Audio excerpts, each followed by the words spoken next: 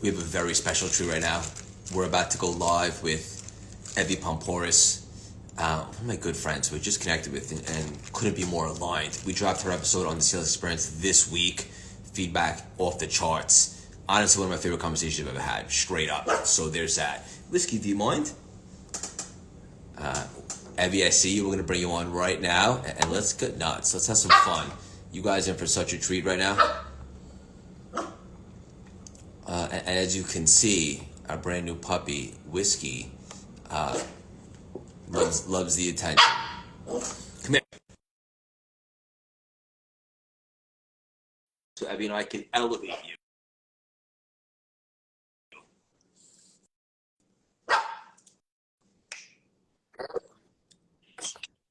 There she is. Oh, hold on. I'm here. Hey, I'm you. here. How are you? How do I have you no change idea it to what that I'm cool doing half the filter? time. There we go. Can I I think so. do You that? probably can. How are you? It's so good to see you. Good I'm to doing see great. you So too. good to Thanks see for you. having me. Of course. And we dropped that episode on the show this week. The feedback's off the charts. And I was telling some of my friends, like, one of those rare instant connections, like, I feel like I've known you for so long, and we instantly just hit it off. And it's just the beginning of all to come. But the feedback was so good, and it helped so many people. A lot of the topics that we spoke about. Thank you. And I I want to appreciate acknowledge you for that. it. I'm glad. I was excited. It was a good podcast. I haven't done one actually in quite some time. So I've taken a few months off. So you're one of my first coming back. Well, I appreciate that. There's actually a rumor going around, don't quote me on it, that you might be I starting a might. podcast at some Yes, point. Is I that might. true? Yes, yes. Okay, just putting that out there. Thank you, Craig. Yeah. One of the awesome nuggets that we spoke about, specifically the one that we posted about, the difference between failing and being a failure. And I love the way you articulate that. Specifically, like, you're only a failure if it's finite, if it's game over. As long as you're still in the game, essentially, with a reframe, failing means Yeah, you're trying, you right, know, Evy? it's something that would come up a lot when I would work with people or people come to me for consulting. And there's always this theme of, I'm afraid to do this because I'm going to fail. And it could be, and it really ran across the board, and it would be taking risks. It would be work. It would be even ending a relationship, a bad one. This fear of, I failed at this. And failure is finite. And we have this really finite sense in our head that if I do this and I fail, it's done, it's game over. And it's not true. Failure is a process. So it's failing. You fail towards success. Other people say you fail forward. So the way I've always looked at it is when I fail, it means I'm actually doing something. I'm in the progress of something. And it means making mistakes and not doing it right from the first time, then doing it again, and then again, and then again. That's what failure is all about. But there's this kind of narrative or this stigma of, I can't fail. If I fail, it means this. And I'll tell you something else. The majority of the time, this fear of failure, it's not about what we're going to think. It's the worry is the outside perception of what everybody else is going to think of me when I don't succeed, when I fail. So it's completely ridiculous. It's basically the Yes, it's fear going of to be judgment. people saying, aha, look at her, look at him, they failed. And who are they to say anything? Usually the people that mock and laugh are the ones who don't do much. The ones that typically tell you don't do this, don't do that. Sometimes they tell you out of care, but it always comes from their own fear. And fear is a good thing. I've always said fear is an okay thing to have in life if you use it well. But fear shouldn't be in the driver's seat of your car, if that makes sense. Fear should be in the passenger seat next to you. And from time to time, you look over and you say, fear, what do you think? And you check in. But when fear is the driver, it means all the decisions you made or make in life are fear-based choices. And so that means that's why you're governed by it, and you're governed by emotion. And we all know, although emotion is great to have, when we make decisions purely based off of emotion, we tend to not make the best decisions. Yeah, I definitely Who been there. hasn't? I have myself. Evy, I get the feeling. Yeah, and I don't want to speak from a place of I've never failed. I fail so I feel so much. And you know, this whole failure thing came from, I did a podcast once, and at the end of the podcast, the person said to me, "What's your superpower?" And it completely got me off guard. And I remember thinking, superpower? I don't have any. What does that mean? And then immediately, my response was, I fail. Failure is my superpower because I've learned to fail. I've learned to fail with grace. I learned to fail well. I learned to fail towards success and towards figuring out how to fix a problem or process. The only time it's truly done where failure is finite is, honestly, it's like when we're no longer here on the earth. That's the only finite thing that exists. That's it, right? Because if you could look up, you can get up. Yeah, and this is so good for so many reasons.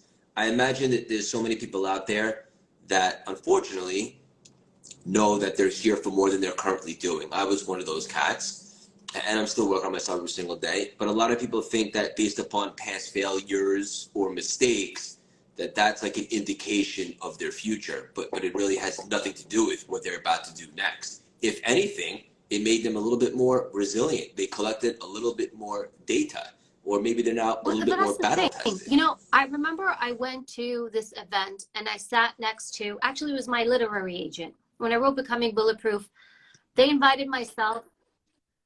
Which everybody should go get immediately, by the way. Greg, I'm going to hire you for my promoting. You're awesome. But I remember going to this event, and I was invited. I was one of the authors from my literary agency, and I was very honored to be there because there were some really big thinkers there. So I show up, and of course, I'm courteous. I introduce myself to everyone. I sit down. I introduce myself to the person to the left and to the right of me. And to the right of me, I say, "Hi, you know, I'm Evy. Pleasure to meet you." And the man says, "Hi, I'm Mark. Nice to meet you." And I said, "Mark," I said, "you know, what are you doing here? Are you an author? Do you work for the company?" He said, "Oh, no, I'm an author. I have a book coming out." And I asked him, I said, "What's the title of your book?" And he said, "Oh, My Stupid Idea." And at the time, that was like the tentative title of his book. So I asked him, I said, "What was your stupid idea?" And he said, "I created Netflix." And that was Mark Randolph. Yes. Oh, I know. And so I remember we were talking, and he said, "I took this idea. I took it everywhere. Everyone told me it would not work. This will not work." And I think that's like the title of his book now. And in the beginning, he said we had like 200 customers. And he's like, now Netflix is at 200 million customers. He said, we made so many mistakes along the way. And he said, I will tell you inevitably, the reason people don't do, the reason people aren't successful in business, because he's been successful multiple times, he said, because they fear failure and they don't do. So he's like, they'll take an idea and they'll sit on it and they'll sit on it and they'll sit on it. And they try so hard to make it perfect because they're afraid to take it out and make a mistake. And he said, well, when you prototype it and you take it out, you're supposed to make mistakes so that you can figure out what doesn't work. And so you can make it better. So your life choices are the same way. You have to prototype things and put them out there to see what does or doesn't work. And you have to pivot. Fear is truly paralyzing, and this whole fear of failure and making mistakes and really being caught up in the outside perception of things, which I think is probably truly heightened by social media. Like, it's a wonderful thing because we're able to do this now. But then at the same thing, it makes people feel so much more vulnerable and exposed. And so they're even more afraid, less likely to do things because they fear that their failure is going to be publicized. I say just, you cannot be ruled by that. It makes no sense. Yeah, I couldn't agree more. And I'm just curious, going backwards for a second, we're talking about fear. What, if anything, do you fear right now, Evy? I fear, I don't know, I have, oops, oh boy, my bad. I have healthy fears. I fear something happening to my daughter. I'm a new mom, so I'm always making sure, like a very simple thing, at night I wake up, I check to see if she's breathing. I go to her crib. Is she breathing? I put my fingers under her nose. I put my hand on her heart. I want to make sure she's okay. She's an infant. Those are things I fear, but she's 7 months.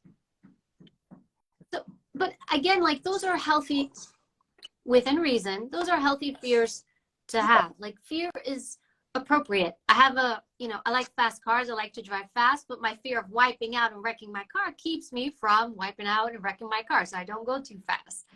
So I think for me, fear is always around, but I have a healthy relationship to it. And I think training, honestly, my NYPD training and my US Secret Service training, that training was designed to make you fail. That training was designed to make you afraid, but to still keep moving forward. And I think that's it was a privilege, like, for me to go through something like that. And it really taught me to fail and fail well, and to understand that failure is inevitable. And you know what? It's really not that big of a deal. We make it a big deal up here, and it to the point where we spend more energy trying to avoid failure, and the stress, the chronic stress that your body acquires over long periods of time because you try to avoid something altogether is far worse than the actual acute stress that you would incur if you actually did something, which is, it's momentary. It's brief. That's right. Yeah. And the stress of not doing it and all that stuff, it compounds. Yeah, it takes like the whole other life of its own. But I have a question now. You asked me, so I'm going to ask you. What do you fear? Let's do it. Great question. So when I started CLS and I reinvented myself and I had that moment of clarity and also quietness in the beginning of the lockdown, it occurred to me that my biggest fear at that time was that I totally underachieved with this short trip. I didn't leave a legacy. I didn't make an impact. I didn't contribute.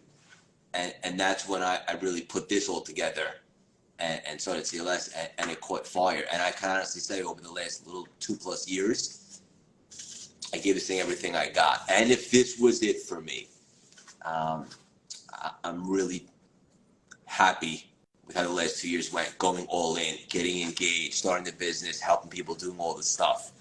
Now that I figured that out and leaned into it, I think similar to you, because I have so much to lose now, because I've created such a beautiful life, I fear the health of my family. My fiance, we just got a little puppy, just like you. I check on him during the night and so forth. He's a little menace right now. He's going crazy under my desk. But I think impact and legacy and contribution is really big. And it took me a while to put that together. But I imagine a lot of people face that. You don't want to just get to the end and be a spoke on the wheel. You said you like driving fast cars. Like, when you get to the end, you want to be like used and abused, beat up. You don't want to be dealership quality. And you live you live like 100 lives already, and you just get warmed up. So, great question. I guess I fear losing the things that I love most, which is my family and the career and all that stuff. You work with a lot of people, and I know you have a membership program. What do you think? What do you see commonly as far as like the people you work with? What do they, when they say I'm afraid of failure, what are they typically saying to you? They fear what kind of failure usually? They think they're unworthy. And I think unworthiness is the worst virus going today. People think like they're not qualified to do something because they don't have experience, or who's going to want to listen to them, or it's a saturated space, or I don't look the part, or I'm not marketable, or I don't have these skills, this experience. And as a result, people feel so unworthy, or imposter syndrome, that they don't really lean in and go all in. So I think if you break that down, it is the fear of judgment of what other people might think, and just imposter syndrome. Why do you think people have that? Like, do you think I hear it a lot. Do you think it's a fad that's going around that everyone's just saying it because it's a buzzword? Do you think it's legit? Like, what is it with that word or with that label? Yeah, this is such a really good conversation, good question. I think, well, social media probably plays a role in this comparison syndrome or this hustle culture. Like, you look around and you see everyone's highlight reels, which is, mostly not true. So maybe that intimidates them. But I think about people like even before social media, people that I know that never really went all in. And now they're living an okay life, whatever they determine to be okay, but they didn't really give this thing their all. I think people lack a belief in themselves, that they can figure things out or make stuff happen. I think people don't realize that you can do anything you want and you can monetize it and you can have a lot of fun. I think people are just scared ultimately of uncertainty and unpredictability. So as a result, they tend to play it safe. And ironically, the biggest risk that we could take is not taking any, based on my experience.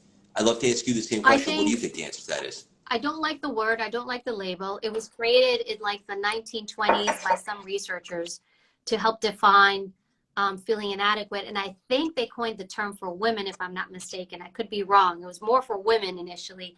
And it's taken such a buzz.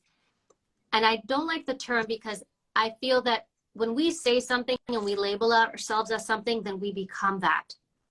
And so I always tell people, be careful what you label yourself as. So if I label myself as, oh, I have imposter syndrome, I'm an imposter here, then I believe that, then I exude that, then I show that, and I manifest that. I make it happen. Yeah. And so I think it's okay to be uncomfortable. It's okay to say, you know, I'm learning. It's okay to say I'm new here and I'm trying to be better. But to say I'm an imposter, I think it's a terrible term. I think people should just kind of get rid of that from their vocabulary because it's become such a label, such a popular label now, and it's everywhere. It's almost trendy. And even when I do a lot of public speaking, I go to places, they're like, hey, can you talk about imposter syndrome? And I often say, why? So I could give it more life and tell you, make it how inadequate you are. It's like, you know, I never walked in anywhere and thought to myself, man, I shouldn't be here. It's like, yeah, it's on you to keep discipline in your head. I think anywhere I walked in and there wasn't a lot of me or I was a different element, I walked in and said, good job, me. I worked hard to be here, and if I don't know something, I'll work on it. But I think it's a terrible term, and it does a disservice to people. And when people, you know, people write to me, I have imposter syndrome, help. What do? I'm like, stop labeling yourself as that. How about we start there and think of other words to label yourself as? This is so good. This is the deepest live I've had. You are the perfect example of somebody that gives no meaning to that phrase. Because look at all the things that you've done when it wasn't such a clear path, but you showed up, you got in the arena, and you're resourceful, and you're creative, and you believed in yourself, and you're mentally disciplined. And I like the way you just said that. And I imagine when you say mentally disciplined, that means blocking out the interference, also known as like the opponent or the negative thoughts that disempower you. Is that what you mean by that? I have discipline over my own thoughts. So that's another thing when a lot of people are like, you know, I have negative thoughts, I have this, I have that, my self-esteem. It's like, you're doing it. There's nobody else doing it. And I think it's also, you know, I'll hear like, oh, this person says this to me, this person didn't support me, this person this. I understand that there's outside factors that affect us, but we give them so much more credence. And then what we don't do is we don't take ownership to say, I'm in charge of what's happening and going on in my head, in my mind, in my thoughts. But what's become easier is to blame somebody else. You didn't support me enough. You didn't do enough of this enough. You said this to me. So it's all your fault. And this deflection, first of all, it doesn't serve you well. If I sat there and I analyzed all the things my parents, because parents really take the brunt of it, that my parents didn't do, I mean, I'd have a long laundry list. And I think we have to be very careful of where we teeter. Some people will say to me without knowing, oh, you had a great support system. How do you know what support system I had? You know, I mean, my parents were immigrants. They didn't go to school, college. They grew up straight up in a village. How much education do you think they had and knowledge you think that they had to guide me in life? They were just trying to survive, if that. So I think that these things are so important. And I think sometimes that there's people out there that love these labels because they bank on people feeling this way, and they market themselves to be like, hey, you got imposter syndrome? Come to me. Hey, you got this? Come to me. I'll fix you. And I think it's dishonest. It's like, you know what, you have, it's great to get guidance and look to people to help shift your mindset, but you really have to have self-discipline over yourself and your thoughts. It's on you. Self-esteem is called self-esteem. Myself, me. Yeah, this is so good. I'm going to make a commitment right now to stop using that term and to not give any more life to it. It's a plague. It's a virus. Yeah, only if it's organic to you. I never Yeah. want to impose. I never want to be that person who imposes. No, You know, I'm with you. I'm with you. Like, you we do. manifest it. And I like what you said earlier. Like, it's okay to show up somewhere new and be like, hey, I'm new here and I'm When I learning. went to the U.S. Secret Service, I didn't know what I was doing. I went through training.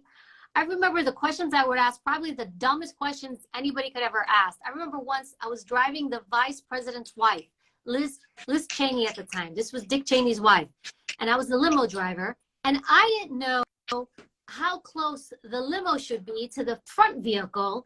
And I was so stressed about it that I went to my supervisor and I said, how far should my bumper be from the rear bumper of the lead vehicle I'm driving? And he's looking at me like, just don't hit the car in front of you. I'm like, yeah, but is there like 1 feet, 2 feet? How many feet? Because I'm like, I've got the vice president's wife in my car. And then he couldn't give me an answer. He's like, why don't you go ask so-and-so? And I didn't realize I was being played at the time. So I go ask somebody else. Then they sent me to somebody else. And it became comical where they're like, this new agent's trying to figure out the exact number of feet to keep the bumper from the first car. I just wanted to do a good job. And so you got to be okay with asking these questions and then figuring it out. After that, I drove all sorts of presidents around, did some J-turns, had some fun driving, defensive driving. I didn't flip any cars over, but you got to be okay with being the new person. You're supposed to ask questions and you're supposed to make mistakes. And I say this with all the love of my heart. Sometimes we really need to get over ourselves.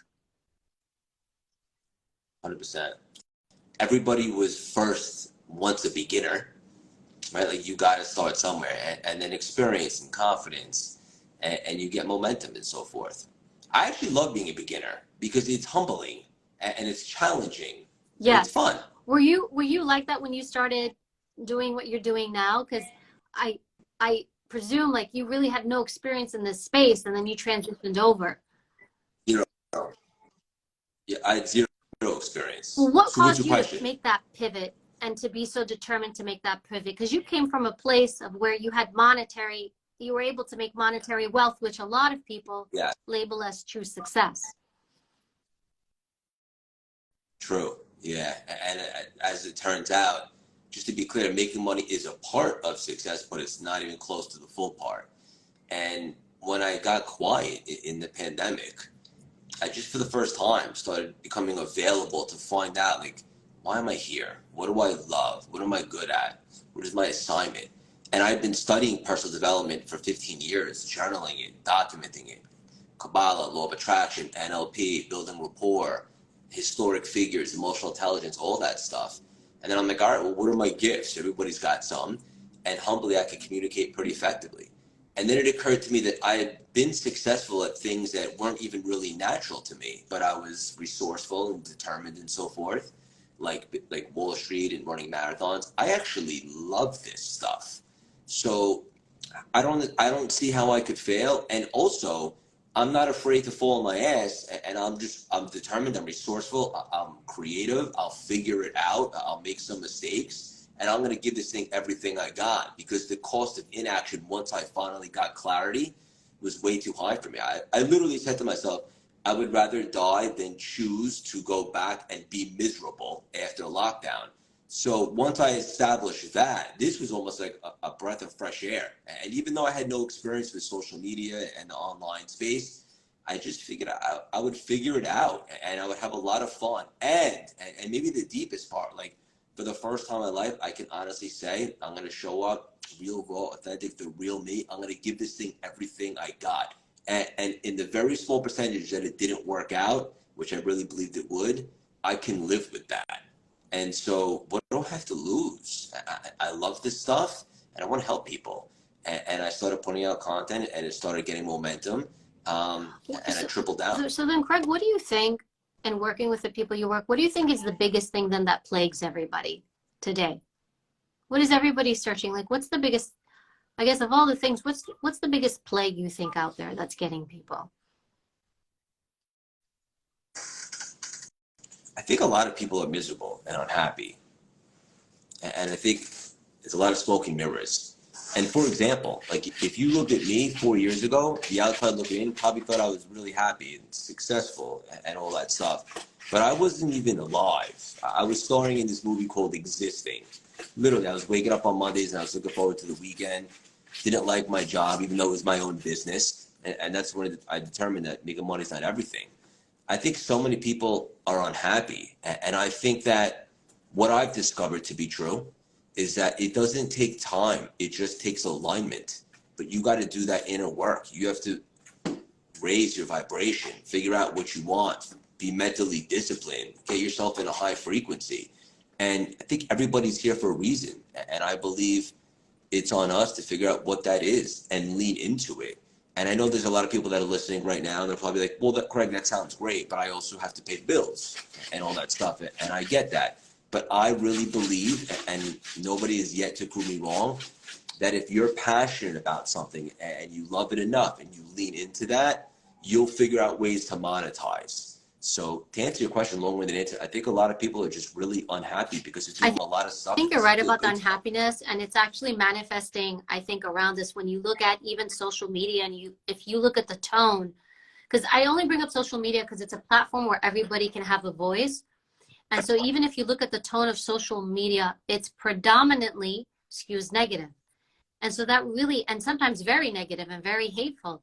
And I think when I see that stuff, that really gives you a compass of the tone of people's vibration, as you said, their essence of what's going on.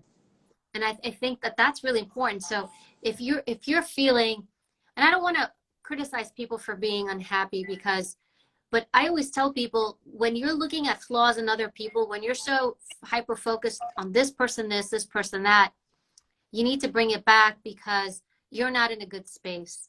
Because if you think of it, when we're in a good space, the outside world does not bother us as much. We're not as annoyed by things. But when we're very easily annoyed, we're very easily offended, and we're really looking outside of ourselves, that to me, and I always use it for myself as well, it's a sign like, hey, something's not right with me. And I pause and I look at me and I'm like, where am I misaligned? And I like the way you say we're not aligned. There's something called cognitive dissonance. So cognitive dissonance is, I think this something here. I say, these are my values. This is what I believe in. This is what my core beliefs are. But my behavior is something else. My behavior is somewhere else. What I do and the choices I make are not in alignment with what I say I believe in. So I will take something super simplistic. I will say, somebody can say, and I've actually had this happen, people come to me, I believe in being a loyal partner. I believe in valuing the relationship, not lying, being honest, being this, being that. And then when you look at their behavior and you look at the relationship they're in, they will be with a partner who is none of those things. And so then they're like, not fluency. Yeah. So, and then they're always like, why am I in conflict? You're in conflict because what you think and what you believe in is not in harmony with the choices you've made. So that's cognitive dissonance. I am not connecting those things. So what you're saying is those two things need to be aligned. That what your thoughts must be aligned in the choices you make. If they are not aligned, you will always be in this inner turmoil. You will always have this conflict. So it is bringing things in alignment, which is what happened with you. You had this disconnect, this incongruence, and you're like, I have to bring things in alignment. What I believe, I'm not actually doing. My behavior is not in harmony with what I say I believe in. Correct. You nailed it. And when I did finally lean into the alignment, everything happened. People think it's like an overnight success. Well, the momentum that we've had in 2 years, it wasn't only a career. I got engaged, all the things. And I believe, just as you beautifully described it, I was in harmony. I was being congruent with what I believe and my actions, so forth. And that's why I liked it. And I just discovered this having gone through it. So I have contrast.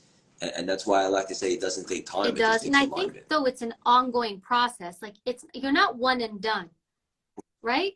So it's like you No. did this, but then I think you have to constantly reassess and take those moments and look around. Am I still in harmony? Oh, I'm out of harmony now. Let me get back in. Am I still in harmony? So it's a process. It's not, you are correct. It's not this one and done. Everybody thinks it's this one big thing I'm going to do that's going to bring everything into alignment. And it's actually not. It's all the small choices you make on a day-to-day basis that bring you, it's either, are these choices you're making either bringing you closer to where you want to be, or are they taking you away from that path?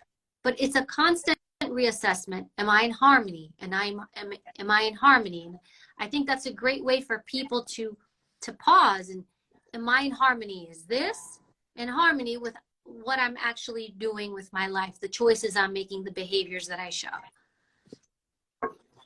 Yeah.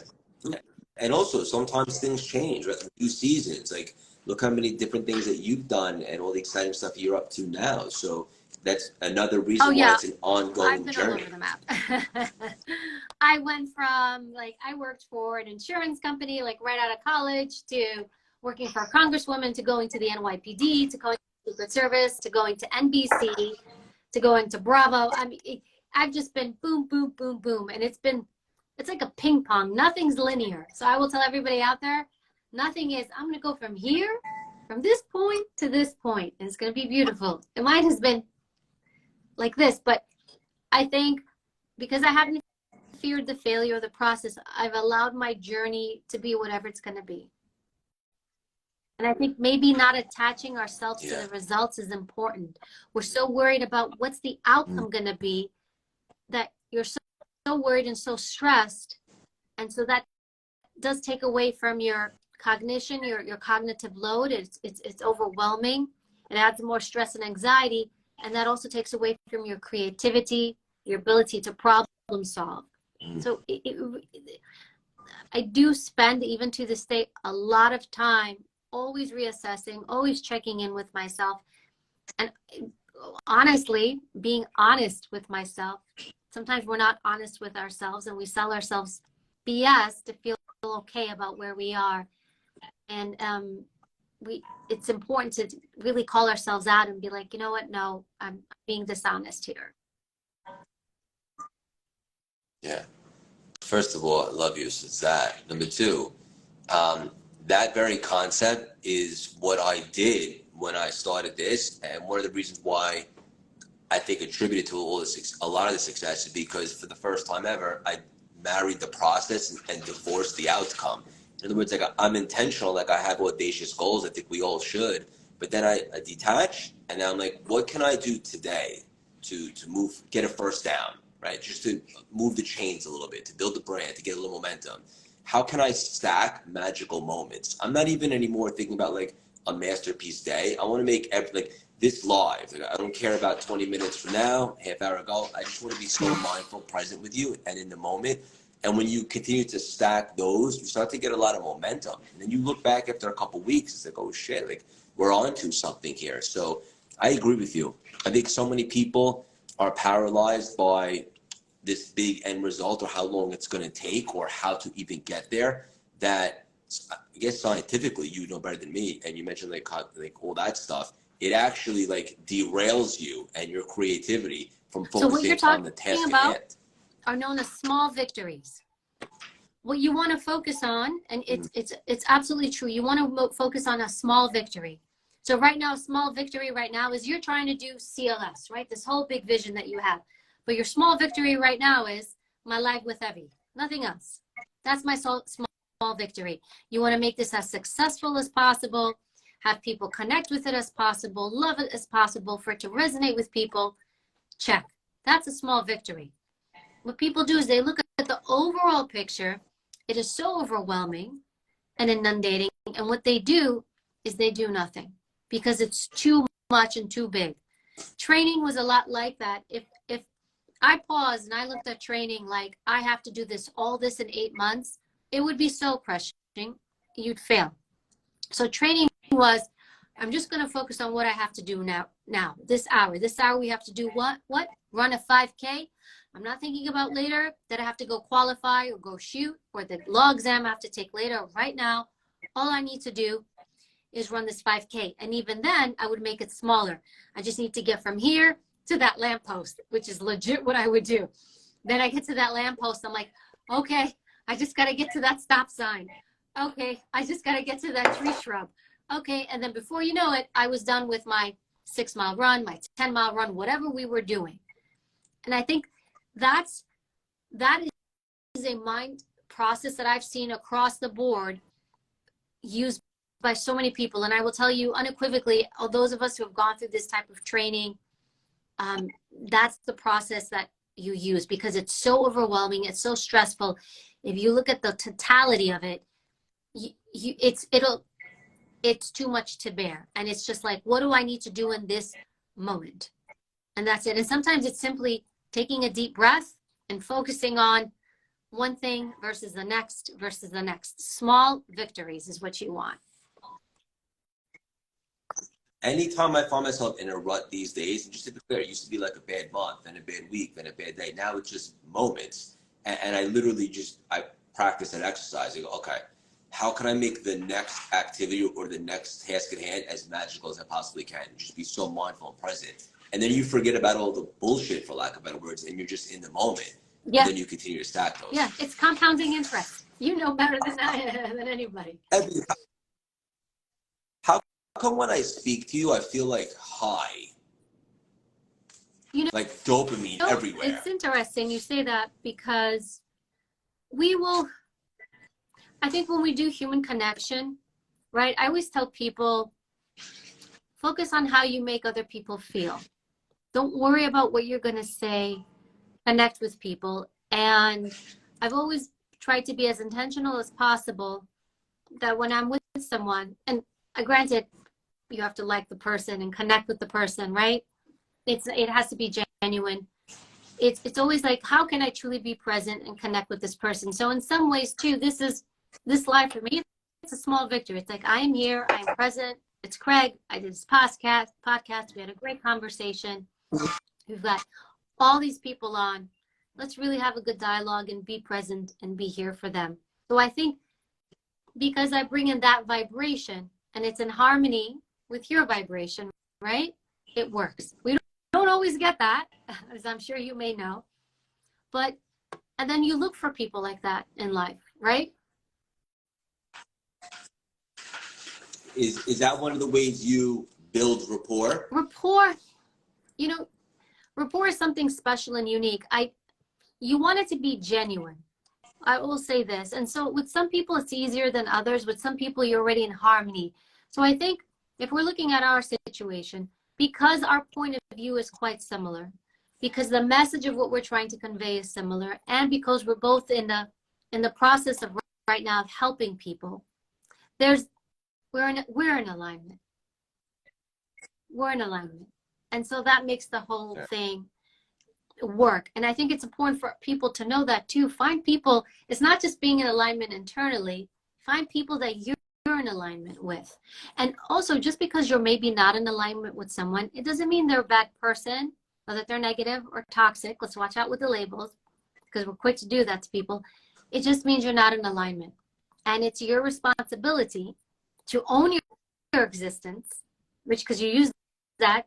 We don't want to just exist. Own your existence and intentionally seek out people who are in alignment with you, or who lift your vibration, right? Who make you feel like, I like being around this person. I want to connect with this person. This person makes me better. So, and it goes both ways. So I feel the same way, Craig. Absolutely. Thank you. You're the best type of friends these days, because you're exactly the type of cat who will not co-sign your friend's bullshit. You'll call them out on it right away. And as I continue to evolve and grow, and really anyone listening today, those are exactly the type of people that you want around you. Not the people that will sugarcoat when you're out of alignment. Say, oh, it's okay. But that'll call you out and say, I will say better, this, you do better. People have to want that though. So I'm also quite mindful. I'll have people that come to me and they'll be what we is called, like, they'll be in an identity space, which means they're highly emotional. They don't want you to call them out on anything. They just want to vent, complain, however you want to label it. And when I know I have somebody in that space, I know to be quiet and allow them to do their thing. So I will be truthful. I don't always call people out. I don't always mentor people. I don't always give people feedback. Unless somebody comes to me and says clearly and says, can you help me with this? And can you be truthful? Then I will be. Not everybody wants that, Greg. They don't. Some people will come and they'll shop around for answers. They'll come to you. And it doesn't happen always to me. Very here and there whenever I'll consult with someone or mentor someone. Not often, but they'll come to me and they want me to say this, to say something or agree with a perception that they have. And I'll say, well, I think you need to look at it from this angle. Most people do when they're at that space because they're ready to receive. There are a few people that are not. And you have to, I think I have to have enough sense to know where that person is. And I don't mean it in a mean way, but not waste my time trying to fix or help somebody else. Like if you want it, great. If you don't, I'm also here to listen.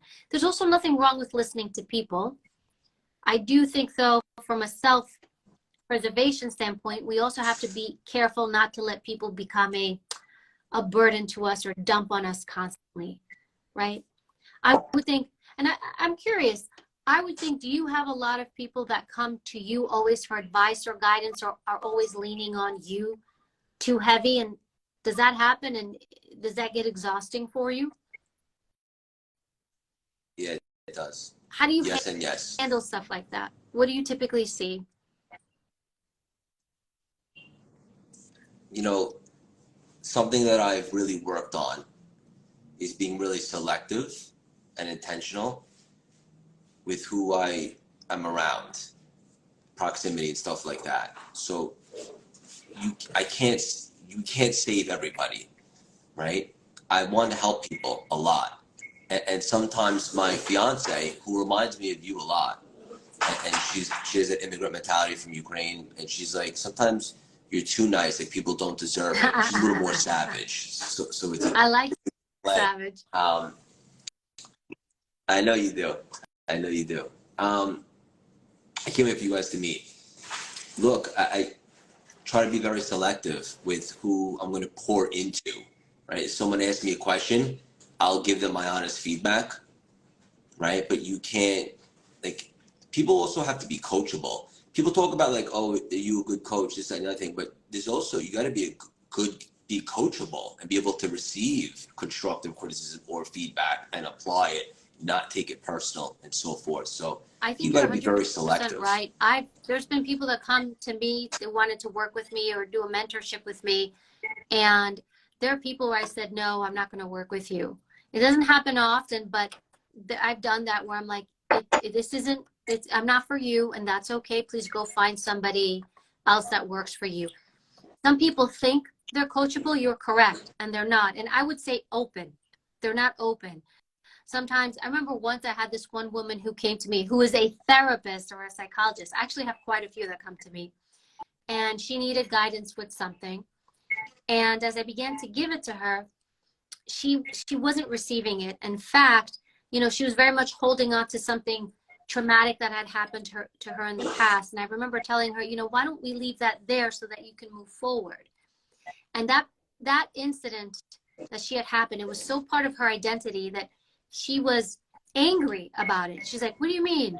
I can't leave that alone. That's part of me. That's this, that's that. And she wasn't understanding the message. She was thinking, just give me some tips and tricks to fix this. And I kept trying to tell her, I'm like, there's something foundationally not right that we must fix first. There's no tips or tricks or gimmick I can give you. Hacks, yes. It's like, just give me some tips. And I'm like, the tip is you must foundationally fix this here. The foundation that we build a house on has to be stable. I can't decorate it for you if the thing's ready to collapse. And there are some people that they cannot see that, and they're too easily offended. And I always say, if you are easily offended, you are easily manipulated, because that means your ego is running the show. So good. Yeah. This is awesome. This is the best live I've ever had by far. This is Buddy, I podcast material appreciate right it. here. Very humbled. I'm flattered. I'm gonna text you after.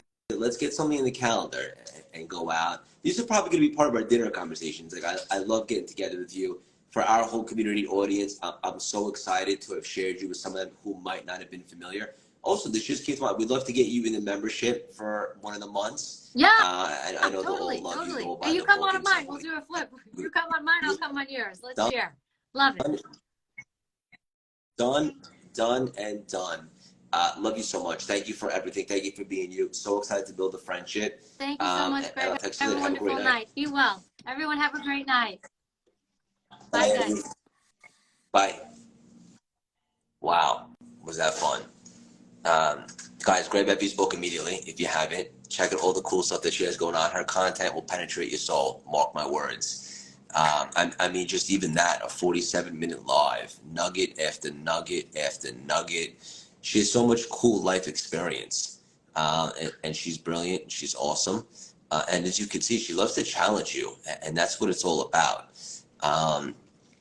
Just so excited, so grateful about life, guys. I know many of you just joined the texting community. It's totally free. We sent out a couple inspirational nuggets throughout the week. You can text the number on the bottom of the screen. This will be the last time I see you guys at the ripe age of 37. As tomorrow's the big birthday. I'm excited. I'm feeling very grateful, very blessed. As Evy was saying, I'm in harmony and I'm in alignment. And I love it. And I love you all. Life is so good, guys. And if you're not feeling like something's incongruency with what you believe and what you're doing, that's feedback to maybe just take a second and reassess. And that's what it's about. We should be on fire. We should wake up with a lit soul. We should be enthusiastic, passionate, all that stuff. And I speak from conscious because I spent a lot of time not feeling like that.